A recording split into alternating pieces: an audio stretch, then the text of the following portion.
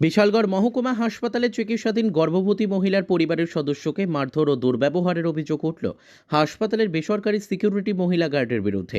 ঘটনা শনিবার গভীর রাতে। উল্লেখ্য, চড়িলাম রাজীব কলোনি এলাকার বাসিন্দা হাফিজা খাতুন গর্ভবতী অবস্থায় বিশালগড় মহকুমা হাসপাতালে চিকিৎসাধীন রয়েছে। কোনো এক বিষয়কে কেন্দ্র করে চিকিৎসাধীন মহিলার শাশুড়িকে বেধড়ক মারধর, আক্রমণ ও দুর্ব্যবহার করেন হাসপাতালের কর্তব্যরত বেসরকারি সিকিউরিটি মহিলা গার্ড। ঘটনার খবর পেয়ে চলে যায় বিশালগড় থানার পুলিশ। সংবাদ মাধ্যমের দ্বারস্থ হয়ে সিকিউরিটি গার্ডের বিরুদ্ধে এমনটাই অভিযোগ করেন রোগীর আত্মীয় পরিজন। রোগীর কাছে ওই আমার দেওয়ার আসলে অনেক বাতের বাড়ি লই আইয়া দাঁড়াইছে, দাঁড়ানো করতেছে সিকিউরিটি গার্ডে ইয়া করছে, আপনি বারণ ধরে না আসেন কে লেগে আমি অক্ষণে না আসি দিদি অক্ষণ বারে জন্য এই বারো অক্ষণে বারো কে লেগে ঢুকছো, তুমি জানো না ভিতরে যে তুমি ধুমন দিত না জানি তো জানি না তুমি কে লেগে ঢুকছো বারো অক্ষণে বাড়ি দিয়ে দিদি এই অক্ষণে অনুবাদিছে না দিদি কো।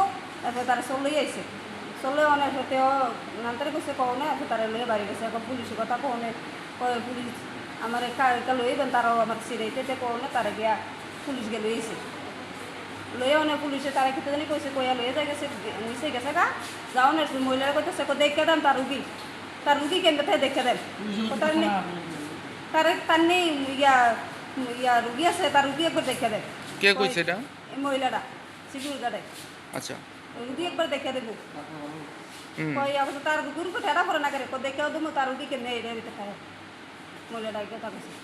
আর আমার মা ওইটা টাইম না এ কইছে কি তুমি এদিকে এটা করতেছো কে লেগিয়া তুমি ইয়া করছে আমার জামে যাইবেন তুমি এমন এমনি কথা কখরে করোনা ফেব্রিটে শুরু দিয়ে আসছে ইয়া ওগুলো ধরে আসছে ইয়া নিচে দুটা সিটি টাইনে নিয়ে ফেলা দিচ্ছে।